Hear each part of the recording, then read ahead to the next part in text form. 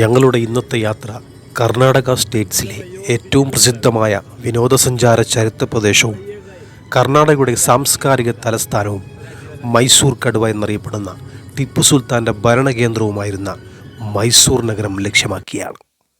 കാര്യം കൂടി ഓർമ്മിപ്പിക്കുകയാണ്, ചെറുപ്പകാലത്തൊക്കെ മൈസൂർ പാലസ് എന്നാൽ ടിപ്പുവിൻ്റെ പാലസ് എന്നായിരുന്നു പലരുടെയും ധാരണ.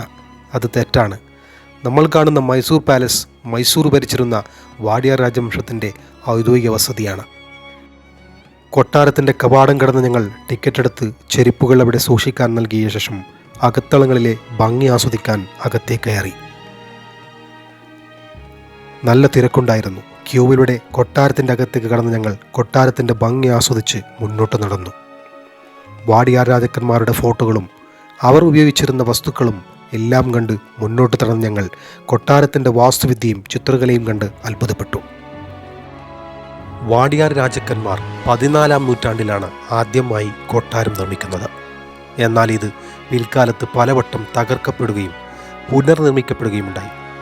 ഇന്ന് കാണുന്ന കൊട്ടാരത്തിൻ്റെ നിർമ്മാണം 1897 ആരംഭിക്കുന്നത്. 1912 പണി പൂർത്തിയായി.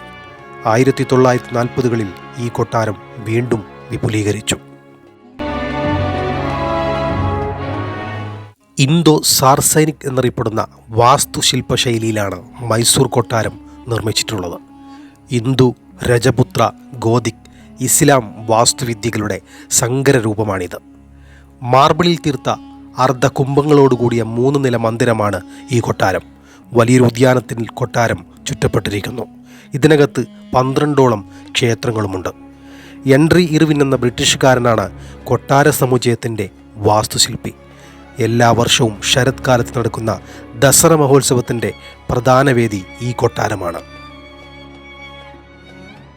ചിത്രപ്പണികളാൽ സമ്പന്നമാണ്. 2 ദർബാർ ഹാളുകളും നടുമുറ്റവുമുണ്ട്. ഇതിന് സമീപം പഴയ കൊട്ടാരവും കാണാം.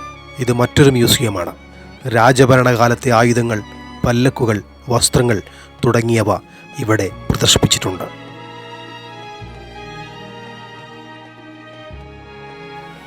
മൈസൂരിൻ്റെ ചരിത്രത്തിലെ സുവർണ കാലഘട്ടമാണ് വാഡിയാർ രാജാക്കന്മാർ ഭരിച്ചിരുന്ന സമയം.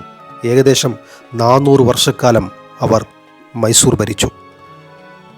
ഇന്ത്യക്ക് സ്വാതന്ത്ര്യം ലഭിക്കുന്നവരെ അവരുടേതായിരുന്നു ഭരണം.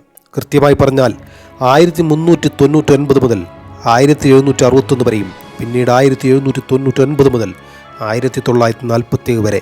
ഇന്ന് ഇവിടെ തലയുയർത്തി നിൽക്കുന്ന മൈസൂർ കൊട്ടാരമല്ല യഥാർത്ഥ മൈസൂർ കൊട്ടാരം.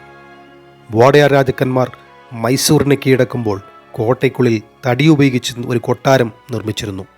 പലതവണ പുനർനിർമ്മാണത്തിന് വിധേയമായ ഈ കൊട്ടാരം ഒരിക്കൽ ജയലക്ഷ്മാനി എന്ന രാജകുമാരിയുടെ വിവാഹ സമയത്ത് കത്തി നശിച്ചു എന്നാണ് ചരിത്രം പറയുന്നത്.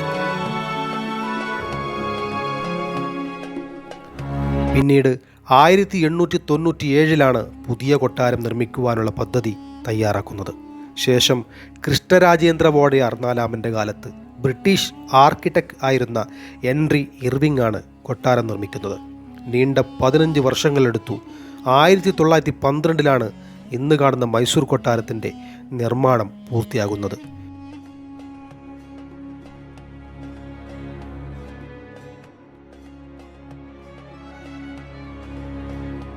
അകത്തളങ്ങളിലെ നിർമ്മിതികളും കൊട്ടാരവാതിലുകളിലെ കൊത്തുപണികളും മറ്റ് അലങ്കാര വസ്തുക്കളുമെല്ലാം ഒരു വട്ടമെങ്കിലും കാണേണ്ട കാഴ്ച തന്നെയാണ്.